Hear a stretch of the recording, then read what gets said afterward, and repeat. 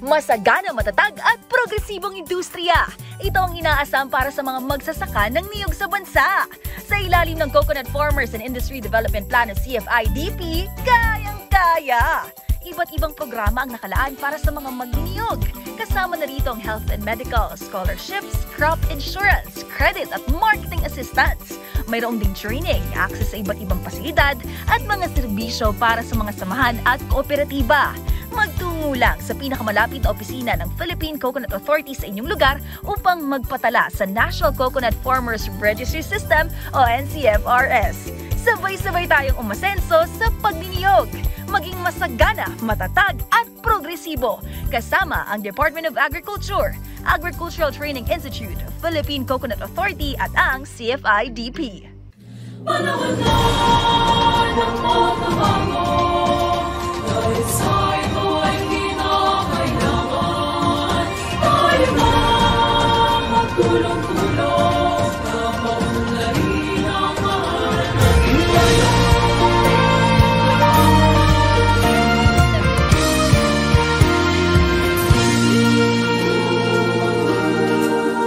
Panahon na ng pagbabago, dahil sa ito ay kinakailangan. Tayo na magtulong-tulong na paunlarin ang mahal nating bayan.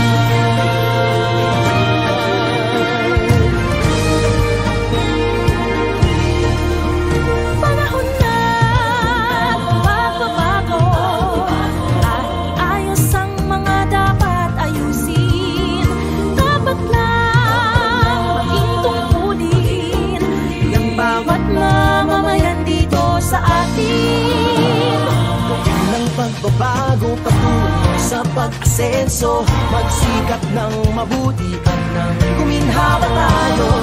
Bagong malaki natin sa mundo at ipamalas ang bagong Pilipino at bagong Pilipinas.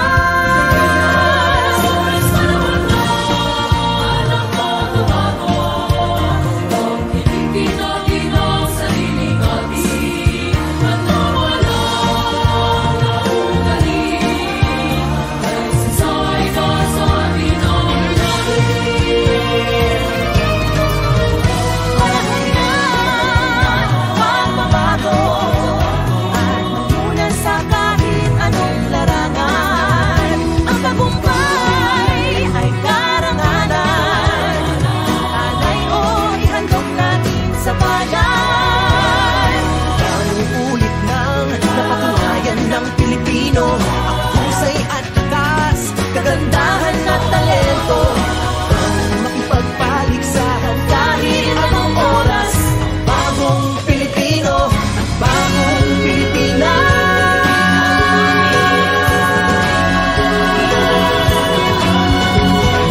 Panahon na pagbabago, tunay natin ay gawing maaliwalas. Langit ang magandang bukas, sumunga ng bagong Pilipinas.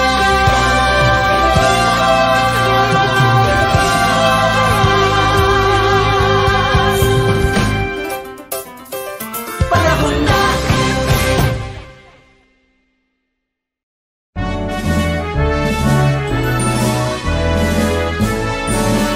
Dito sa kagawaran ng pagsasaka, dito magmumula ang tunay na paglilingkod sa bansa. Katuwang ng mga magsasaka, katuwang ng mga mangingisda, kasama tungo sa pagmulat ng bansa. Sa wasto at makabagong teknolohiya, iba yung kakayahan at lakas sa pagsasaka. Sapat na suporta sa agrikultura at patnubay ng dakilang manlilihan. Dito sa kagawaran ng pagsasaka, dito kami ay tapat na maglilingkod sa bansa. Katuwang ng mga magsasaka,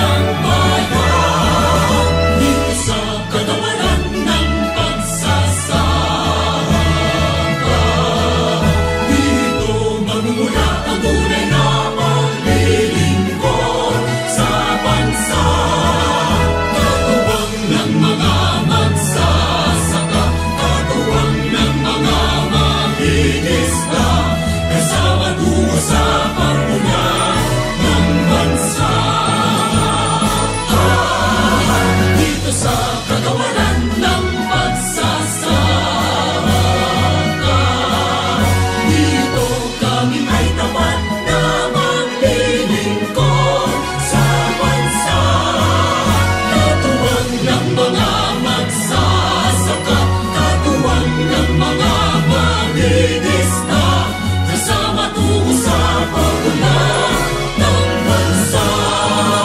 Kasama tungo sa pagulong ng bansa, ng bansa, ng bansa.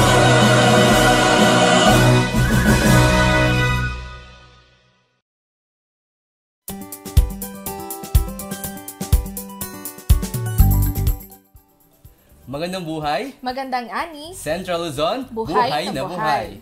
Ito po ang Masaganang Kukubuhayan, Radyo Eskwela sa Pagniniyugan. Ito po ang pinakabagong programang gigising sa inyo tuwing araw ng Martes at Biyernes sa oras na alas 6 hanggang alas 7 ng umaga. Ako po ang inyong radio teacher, Jello. At ako naman po ang inyong radio teacher, Mehmet. At maaari nyo po mapakinggan ang aming programa sa 92.1 FM RTV Baler, 100.7 FM Radyo Kawadi ng Kasiguran at 102.9 FM Radyo Kaedup ng Dingalan. At syempre para sa mga nanonood sa atin online, maaari nyo rin pong mapanood ang aming official Facebook. Maaari nyo kami mapanood sa aming official Facebook page na ATI Central Luzon. So tutok lang po sa aming mga post and mga announcement para malaman nyo and makita nyo kung naka-live na ba kami or hindi pa.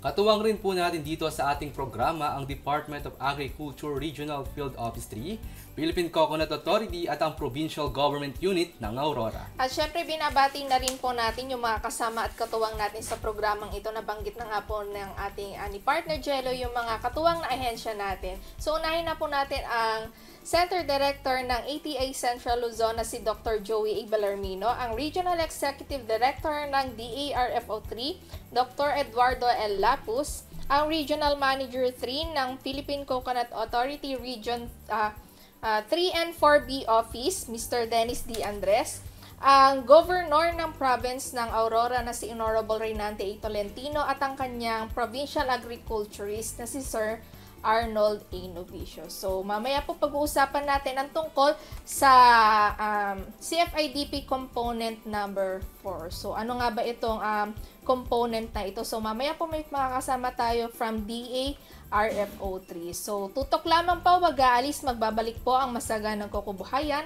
Radyo Eskwela sa Pagniniyugan. At yan ang Masaganang Kukubuhayan, School on the Air on Coconut Production and Processing. Live sa inyong Radyo Eskwela.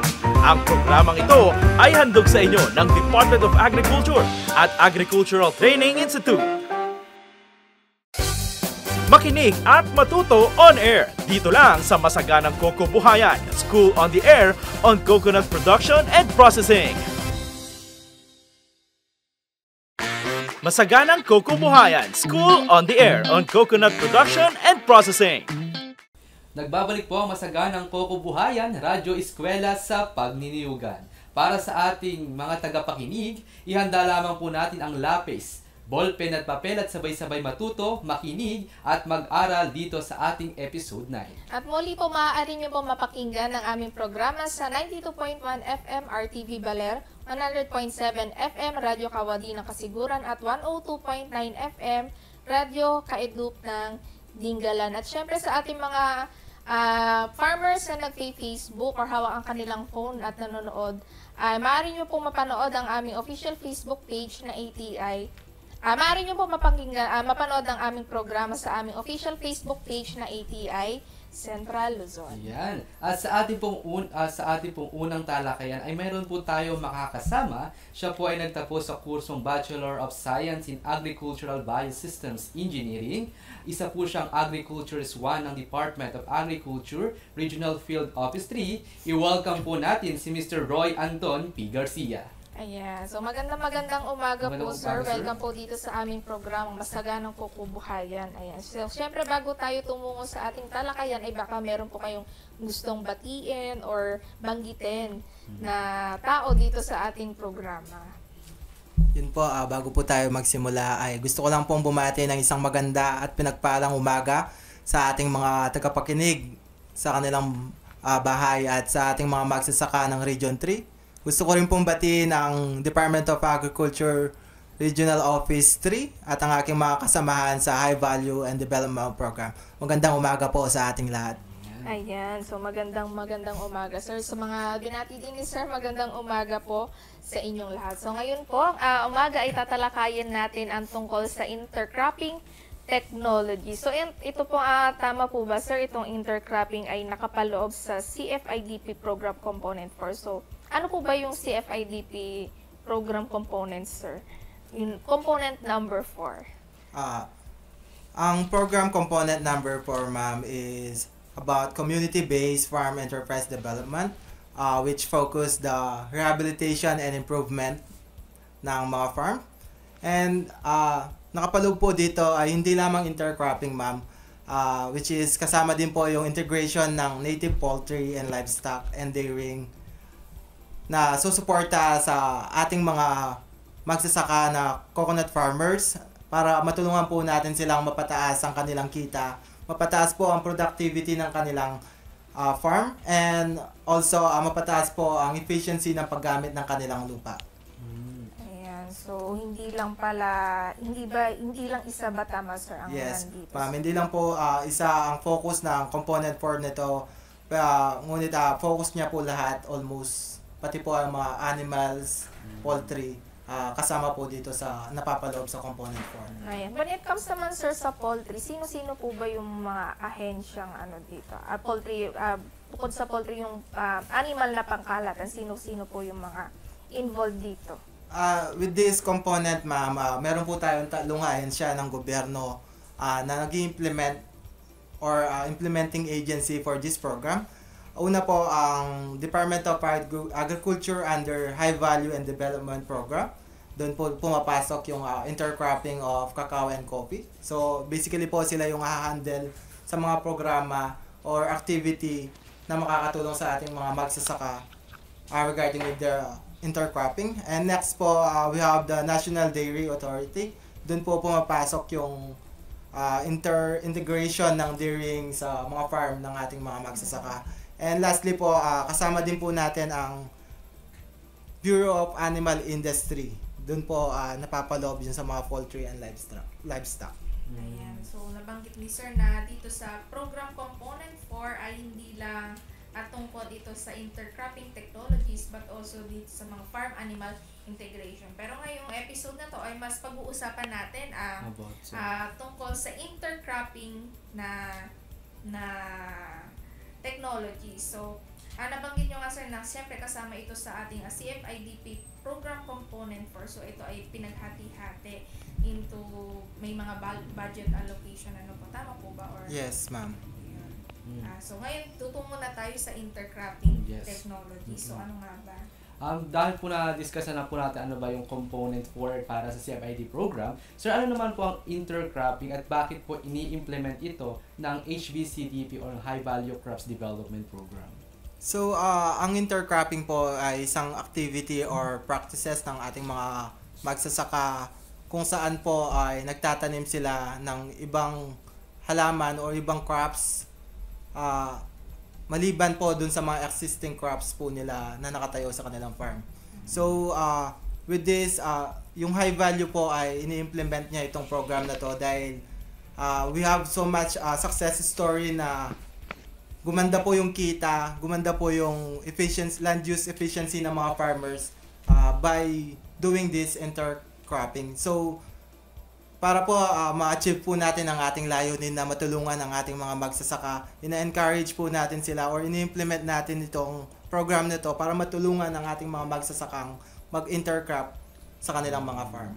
Kumbaga talagang aim natin mapataas, hindi lamang for more on production kasi mas maganda yung kita ay mapataas pa natin. Yes, ang kinaganda sir pala ng intercropping, gaya ito po na sinabi, ay may dalawang crops kayo ng pwedeng itanim. May mga halimbawa bigyan lang po example, halimbawa potato and onion, pwede po ba sila or kailangan naka-specific po na kailangan tugma sila ng characteristic or tugma sila dapat ng nutrient na nakukuha para po maging intercrop po yung dalawang agricultural crops po? Actually sir, hindi lang po coffee and cacao ang ginagamit ng mga magsasaka sa pag-intercrop nila.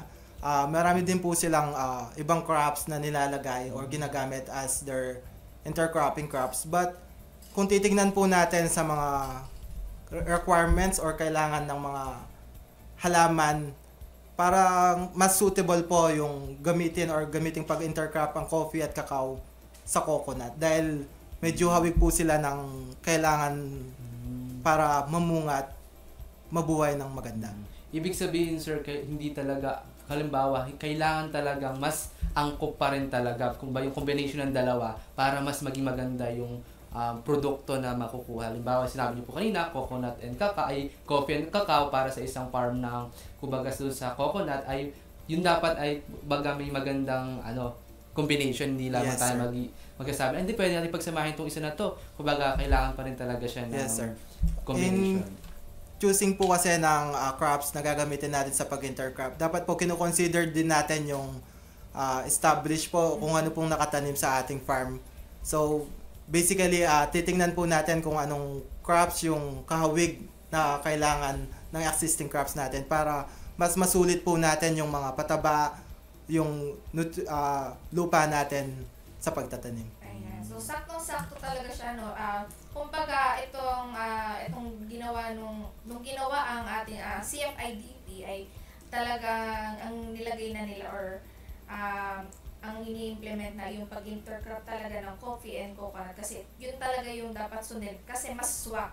Yes, Tama, ma'am. sir. Ayan. Masakma po siyang gamitin na intercropping crops sa ating mga coconut farmers. Ayan. So, sa mga coconut farmers po natin, kumbaga, binuo itong CFIDP natin ng sobrang smooth.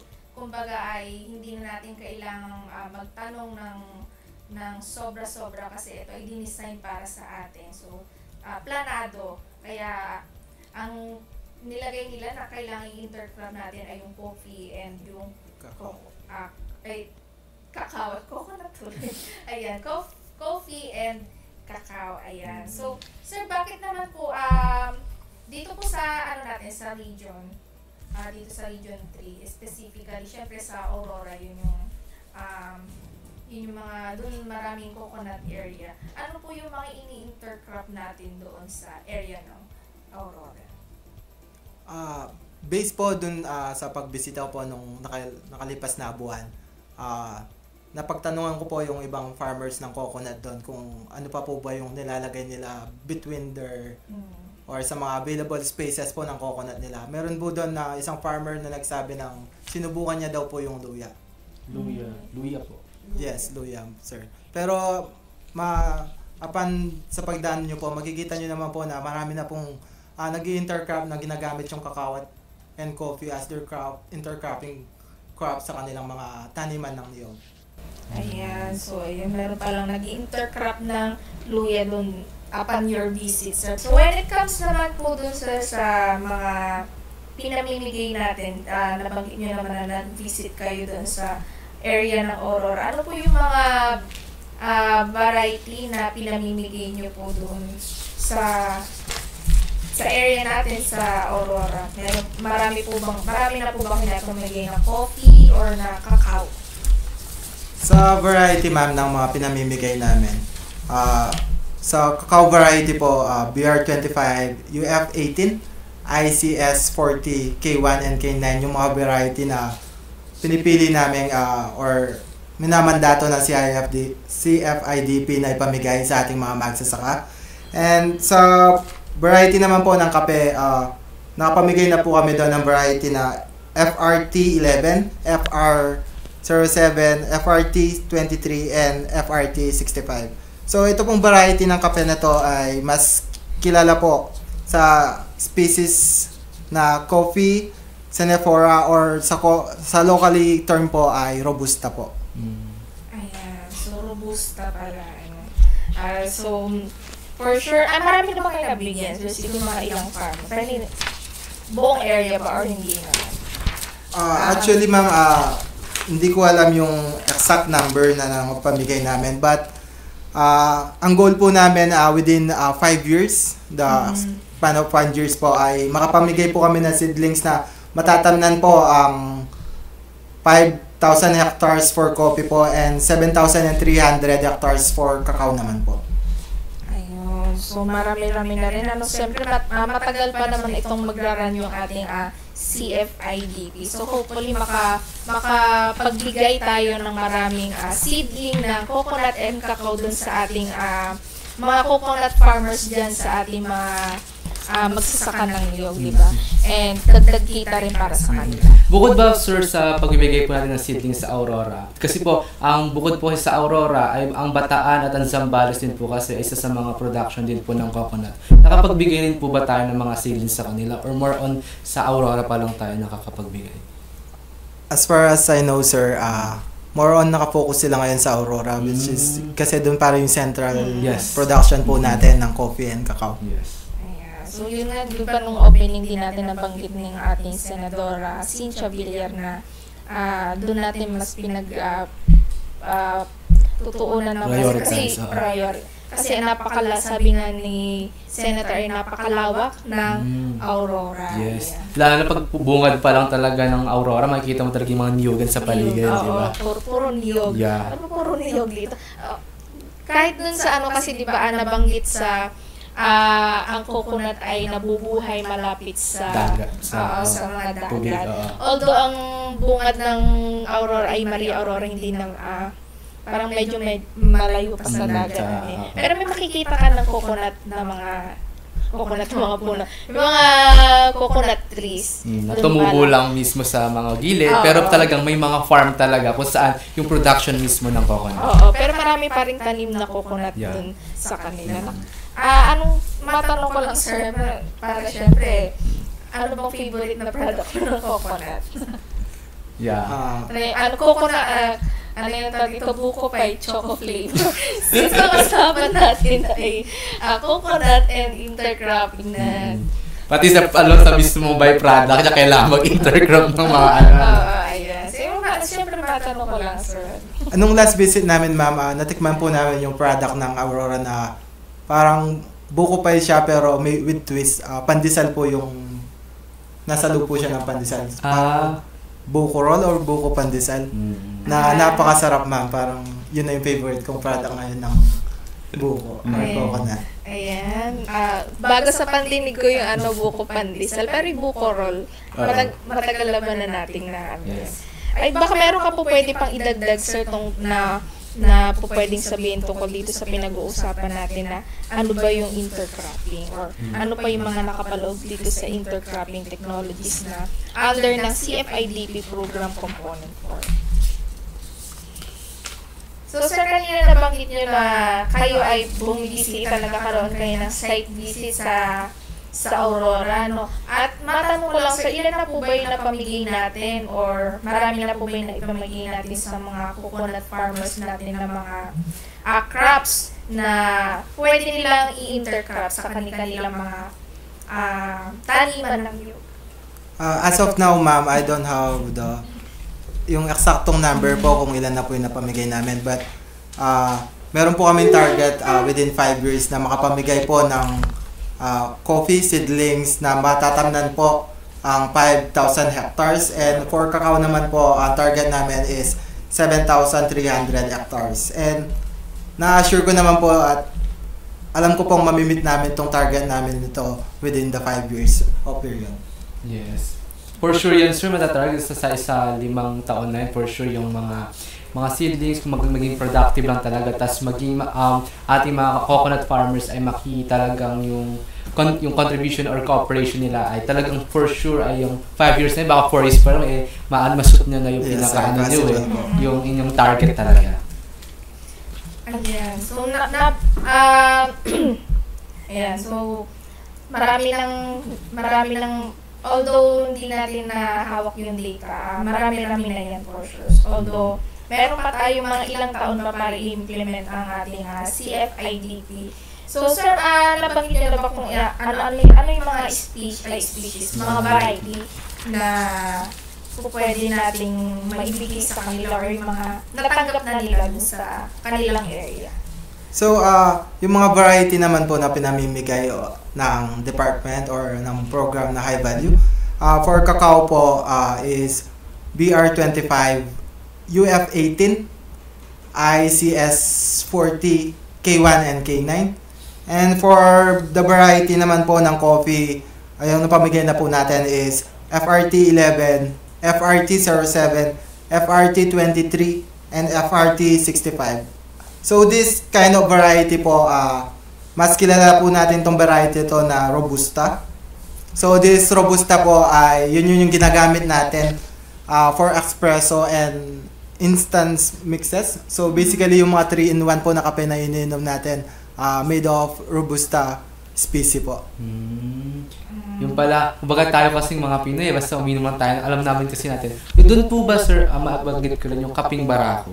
Maaari po bang siya magamit doon? Ano saan po ba siya kind ng, o saan ba siya malapit na variety kung sakali? Yung kaping barako, sir, iba siyang species. Under siya sa Liberica.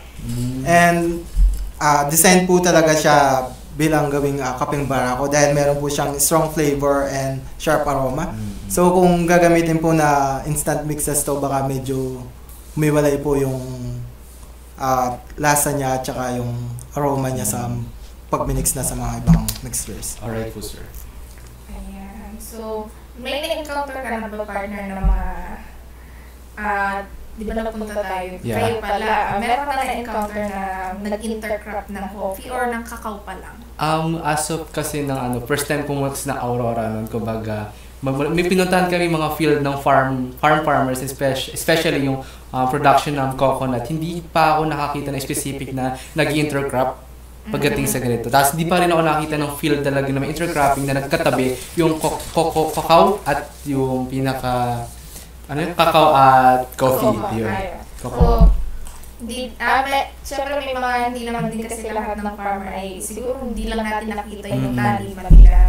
So hopefully makakita tayo ng mga nag-intercrop kasi hindi pa ako nakita ng nag-intercrop din sa may gawing Aurora. So wala naman tayo ayun nabanggit nga ni Sir yung mga pinamimigay nila o nire-require para sa ating programa CFI-DP na mga variety ng coffee and coconut. So kung may mga katanungan po kayo tungkol sa mga variety, so kung paano magtanim, ay mamaya po i-discuss sa atin yan ni Sir. O ngayon, i-discuss na sa atin ni Sir kung paano nga ba natin may intercrop or paano tayo magtatanim ng karagdagan pang crops dyan sa ating taniman ng niyog. So paano nga ba, Sir? Pwede niyo po ba ang turuan? So, Sila din.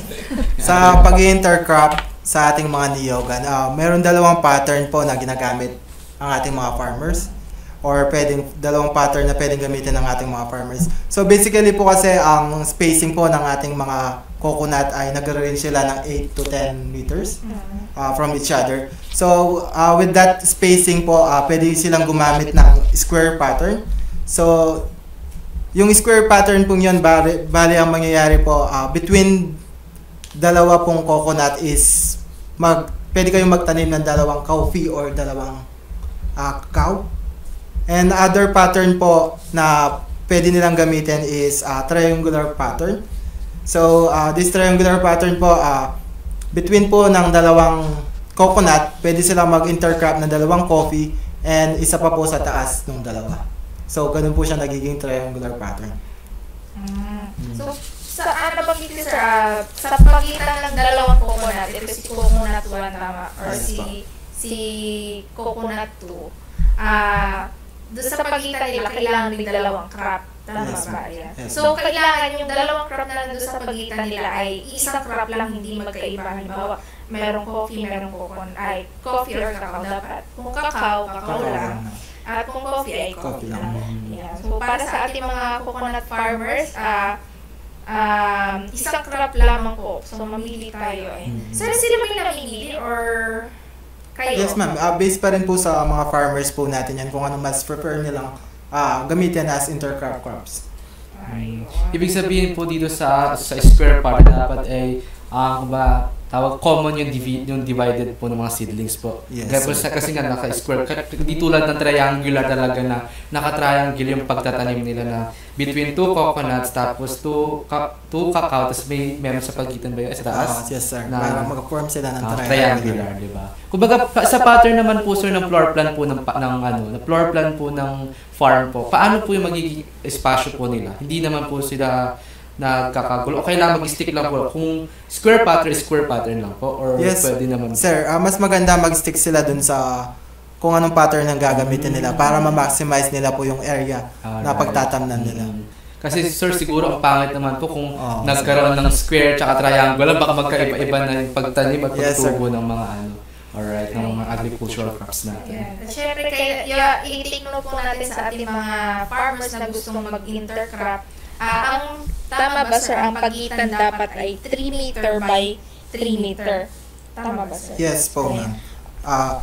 Pero nakadepende pa rin po yan, ma'am, kung anong species or anong variety yung gagamitin nila as their intercrop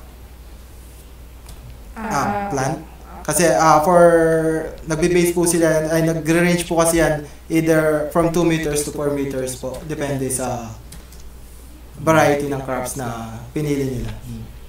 Ayan. So, meron po pala tayo, hindi lang tayo basta-basta magtanim. Kasi di ba pag yung coconut sir, pag tinanim, halimbawa maliit mo pa lang siyang tinanim, kailangan malayo talaga yung pagitan para pag lumaki kasi ang coconut. Sobrang dami ugat na, tapos yung trunk mismo na para sobrang laki. mai-consider din sir yung sunlight, di ba? Kasi since meron tayong intercropping, kailangan meron din siya ma-absorb na sunlight. Sunlight parang maano din yung marami yung yung dahon, magkokos ng shadow or hindi matatamaan ng sinag ng araw. Ayan. So marami-rami na yung napag-usapan natin tungkol dito pa rin sa ating intercropping technology. So mamaya po, babahaginan pa tayo ni sir ng iba pang usapin naman. Siyempre, tungkol pa rin sa ating intercropping technologies. Huwag lamang po kayong aalis dahil magbabalik po ang Masaganang Kukubuhayan na Radyo Eskwela sa Pagniniyugan. At yan ang Masaganang Kukubuhayan, School on the Air on Coconut Production and Processing, live sa inyong Radyo Eskwela. Ang programang ito ay handog sa inyo ng Department of Agriculture at Agricultural Training Institute. Makinig at matuto on air dito lang sa Masaganang Kukubuhayan, School on the Air on Coconut Production and Processing. Nagbabalik po ang Masaganang Kukubuhayan na Radyo Eskwela sa Pagniniyugan. At para po sa pagpapatuloy ng ating talakayan, ay tinatalakay pa rin natin ang tungkol dito sa CFIDP Program Component 4. Dito sa component na ito ay meron tayong naka-under na tatlo. Meron tayong intercropping, yung yung sa may poultry and yung sa livestock, yung sa farm animal integration. At syempre, dito sa ating episode 9, pinag-uusapan natin ang intercropping technology. So, under nga na ating program component 4 ay meron tayong dalawang crop.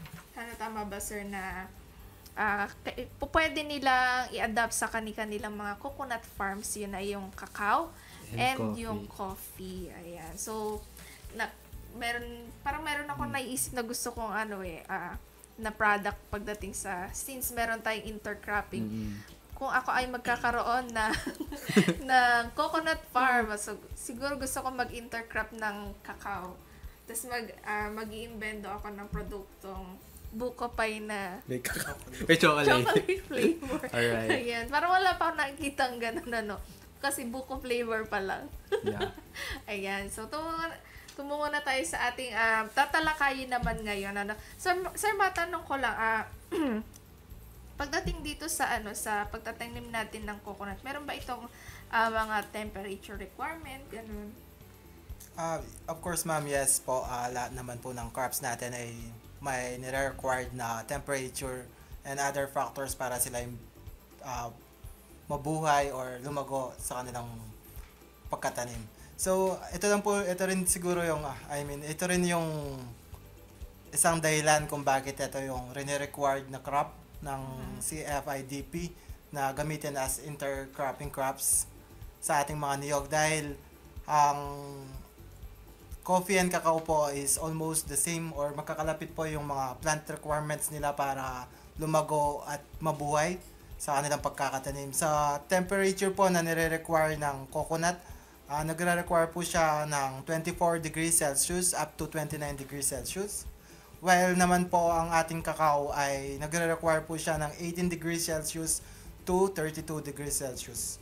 And sa coffee po is 10 degrees Celsius to 27 degrees Celsius. Kung titingnan po natin ma'am, ang mga temperature na nire-require ng coconut, coffee at cacao ay medyo magkakahawig. So, possible silang tanim sa isang area na magkakasama at mabubuhay talaga sila. Kumbaga may compatible yung tatlong agricultural Yes, sir. crops para mas maganda yung intercropping nila, di ba? Yes, sir. Ayan. Also ma'am, one other reason bakit mas maganda yung coffee and cacao sa nagamitin ng mga ating mga magsasaka as intercrop. Kasi po ang coffee and cacao ay nabubuhay po sila kahit konti lang po yung sunlight na nare-receive nila.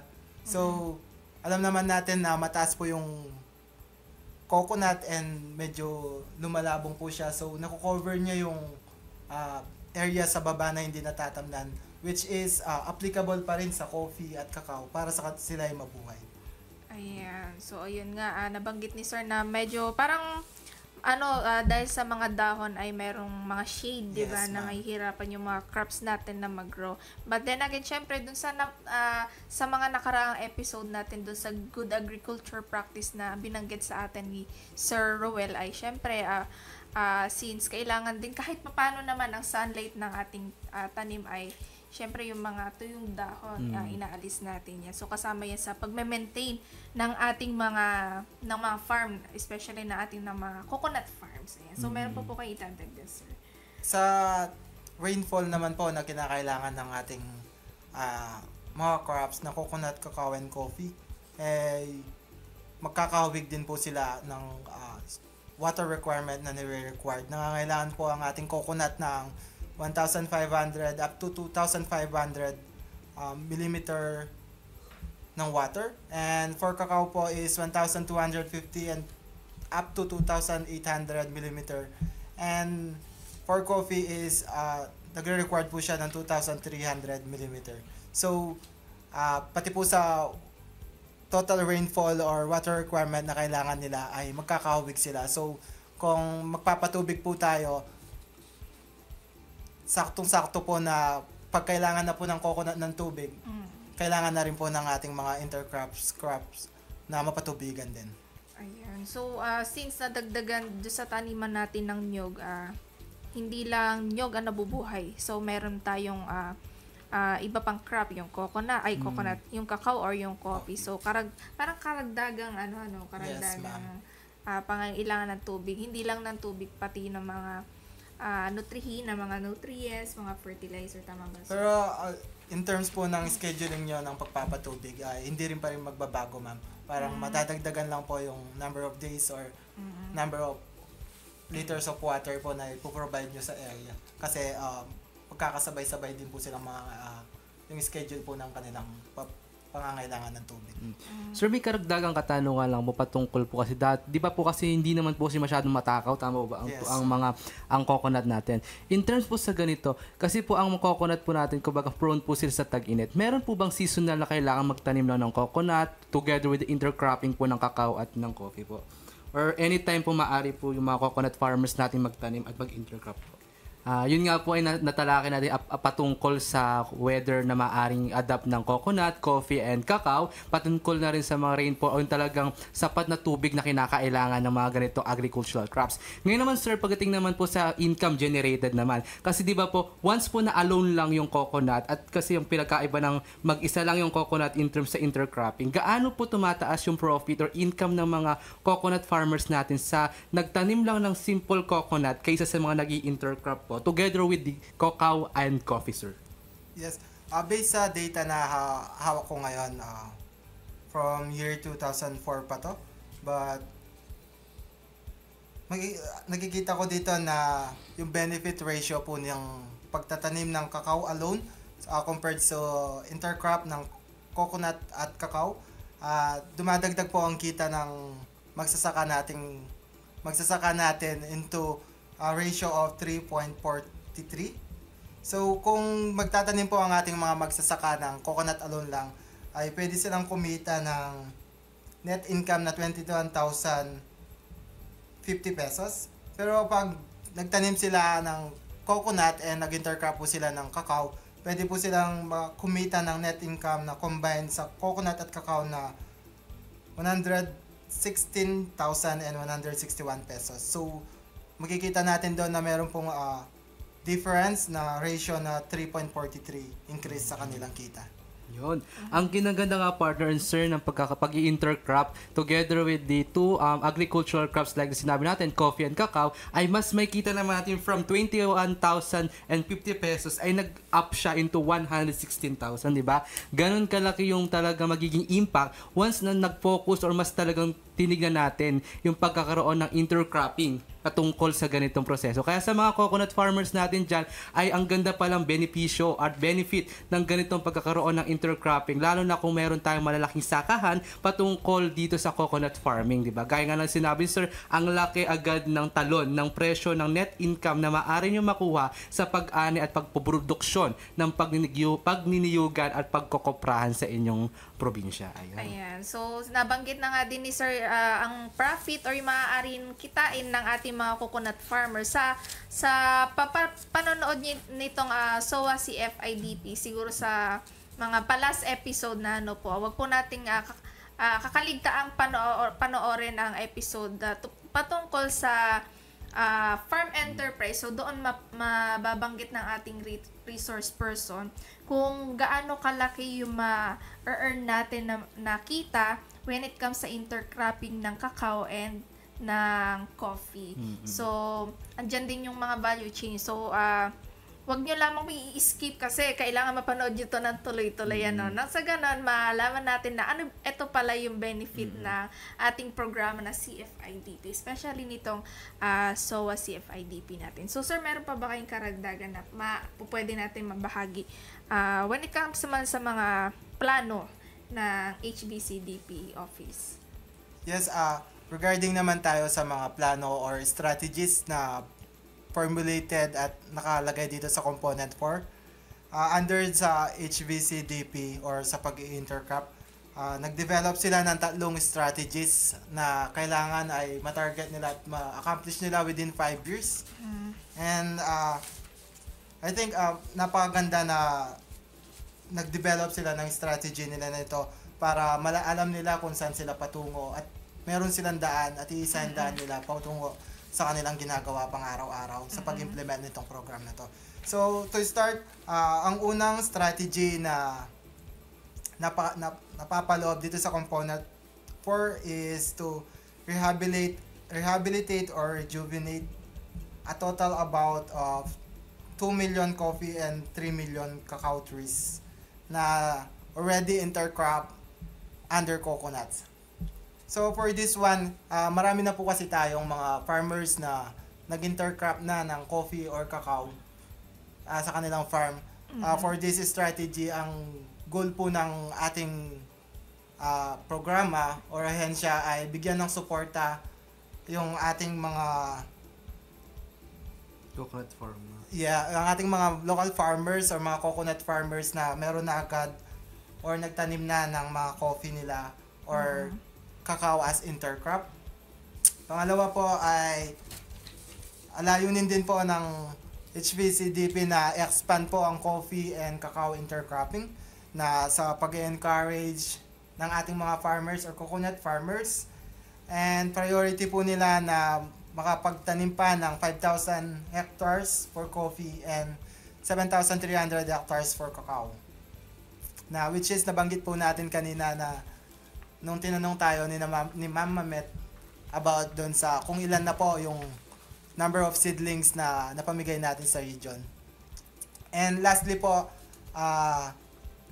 hindi lang po nakatuon yung pansin ng ating programa sa mga halaman. Meron din po siyang goal or project for the infrastructures. So, goal din po ng programa na makapagtayo ng 223 cacao and coffee nurseries na magpuproduce ng 10,000 seedling per year. And may additional din po silang goal na makapag-provide po sila ng training sa mga coconut farmers natin regarding with this production po ng coffee and cacao and also sa post-harvest and processing po ng kanilang mga products Ang target po nila over the 5 years is makapag-train po sila ng 80,500 coconut farmers. And tinatarget din po nila na magkaroon po ng certified learning sites na certified po ng ATI. 140 learning sites po ang kanilang target, and nagta-target din po sila ng 110 post-harvest and processing facility na ma-establish para makatulong sa ating mga magsasaka. Ayan. So, in a span of remaining years, so marami-rami na yan. So, katulad nga ng mga nasabi ko sa mga nakaraang episode, so kung sa iba ay parang kakonti pa lang yan. So para sa amin ay marami na, malayo-layo na yung narating ng ating programa CFIDP. So meron ka pa bang po pwede maidagdag, sir, about dito sa ating intercropping, or okay na, tapos na tayo dito? Ayan. So okay ka naman na, sir. Ayos na si sir. Ayos na si sir. So nabanggit na ni sir yung mga dapat malaman ng ating mga Coco Friends. Yan, dyan sa Aurora. Hindi lang syempre sa Aurora, kundi sa iba't ibang panig ng bansa, ng region na nagbabalak magkaroon ng coconut farm or ng magsisimula pa lang sa pag-i-intercrop. Ayan. So kung may mga katanungan po kayo at gusto niyo magkaroon ng mga additional crop or mag-intercrop sa inyong mga farm, ay pwedeng tawagan kayo, sir. Tama ba? Yes po. Ayan. So, pwedeng kayong lumapit sa inyong mga municipal agriculturists or sa pinakamalapit na munisipyo, and for sure, yan ay idudulog ng ating mga kanya-kanyang munisipyo sa ating Department of Agriculture Regional Field Office 3. Ayan. So, maraming salamat po, sir, sa pagbabahagi ninyo na patungkol dito sa ating CFIDP Program Component 4 na isa sa nakapaloob dito ay ang intercropping technology. So, maraming salamat po, sir. Thank you po, sir, sa nakakabusog na informasyon patungkol sa intercropping, na kung saan talaga ay nakapulot na naman sila ng kaalaman, especially sa ating mga participant at mag-aaral mula sa probinsya ng Aurora. Kaya kayo po ay nakatutok at nakikinig, sana po marami po kayo na take down notes, kasi magagamit nyo po yan in following years or following days na maaari nyo maituro din sa inyong mga kapwa farmers or coconut farmers dyan sa probinsya ng Aurora. Yan. So maraming salamat po muli, sir. At yan po ang ating natalakay sa ating intercropping technology. So wag po kayong aalis dahil magbabalik pa po ang Masaganang Kukubuhayan, Radyo Eskwela sa Pagniniyugan. Magninyog ka ba? Gusto mo bang palaguin ang iyong negosyo? Sagot ka ng Masaganang Kukubuhayan School on the Air on Coconut Production and Processing. Matuto ng tamang kaalaman at mga paraan sa pagtatanim, pangangalaga, pag-ani at pag-develop ng iba't ibang produktong hango sa niyog. Lumahok sa libreng pagsasanay on air. Handog sa inyo ng Radyo Eskwela, hatid ng Department of Agriculture at Agricultural Training Institute. Makinig na sa Masaganang Kukubuhayan School on the Air on Coconut Production and Processing. O, huwag liliban ha, dapat laging present! Masaganang Kukubuhayan School on the Air on Coconut Production and Processing. Nagbabalik po ang Masaganang Kukubuhayan na Radyo Eskwela sa Pagniniyugan. At para sa mas maging engaging ang ating kada episode, nagbibigay tayo ng text question every episode. So dito malalaman natin kung sino ang nanonood at nakikinig sa ating programa. At para naman sa katanungan at kasagutan natin noong nakaraang episode, tama o mali? Ang katigang green dwarf ay hindi inirekomenda ng PCA bilang hybrid variety. So, ang sagot po dito ay, ang tamang sagot po natin ay mali. Ayan. Nakakalito, no? Yung tamang sagot mo mali. Ayan. So, ang katigang green dwarf po, ibig sabihin, ay inirekomenda ng Philippine Coconut Authority. Ayan, napakasigasig na sumagot ng ating taga-subaybay at tagapakinig dito sa ating programa. At ngayon naman po, para sa ating nakasubaybay ngayon, ay maaari pa rin kayo manalo ng 100 pesos peso worth of load at isa lamang po muli ang aming pipiliin sa bawat episode. Random po ang aming kukunin ng mga mananalo base sa mga sumagot gamit ang text message. At para naman po sa text question natin ngayong episode, ano ang unang pattern sa pagtatanim ang binanggit ng ating resource person? Lilinawin ko po, dalawa po ang nabanggit, ngunit ano lamang po ang unang pattern sa pagtatanim ang binanggit ng ating resource person? Ayan. So, para isend ang inyong sagot, i-text lamang ang buong pangalan, space, edad, space, address, space, ang inyong kasagutan at isend sa numero 0992-991-8235. So, ulitin ko pa ang katanungan, ano ang unang pattern na binanggit ng ating resource person? So, ito po yung pagtatanim sa intercropping, ano po. So, ayan. Ayan nga sa ating mga tagapanood, 1 oras na hitik ng impormasyon ang ating pinagsaluhan ngayong ikasiyam ng episode. Ayan, hanggang sa susunod na episode po, magsama-sama tayong muli sa oras na alas 6 hanggang alas 7 ng umaga sa 92.1 FM RTV Baler, 100.7 FM Radyo Kawadi ng Kasiguran at 102.9 FM Radyo Kaedup ng Dingalan. Muli ako po ang inyong radio teacher Jello. At ako naman po ang inyong radio teacher Mehmet. At ito po ang masaganang Kokobuhayan, Radyo Eskwela sa Pagniniyugan. Magandang buhay. Magandang ani. Central Luzon, Buhay na buhay. Kung ikaw ay magsasaka ng niyog, maraming paraan para maging masagana, matatag at progresibo ang iyong negosyo. Gumamit ng rehistradong hybrid coconut seedlings at mag-intercrop ng kape o kakao sa sakahan. Pwede ring magkaroon ng manukan, kambingan, bakahan o babuyan sa iyong niyugan. Alamin lang ang iba't ibang produkto na pwedeng gawin gamit ang niyog. Lahat ng ito posible sa ilalim ng Coconut Farmers and Industry Development Plan o CFI-DP. Magtungo sa pinakamalapit na opisina ng Philippine Coconut Authority sa inyong lugar upang magpatala sa National Coconut Farmers Registry System o NCFRS. Sabay-sabay tayong umasenso sa pagniniyog. Kasama ang Department of Agriculture, Agricultural Training Institute, Philippine Coconut Authority at ang CFI-DP.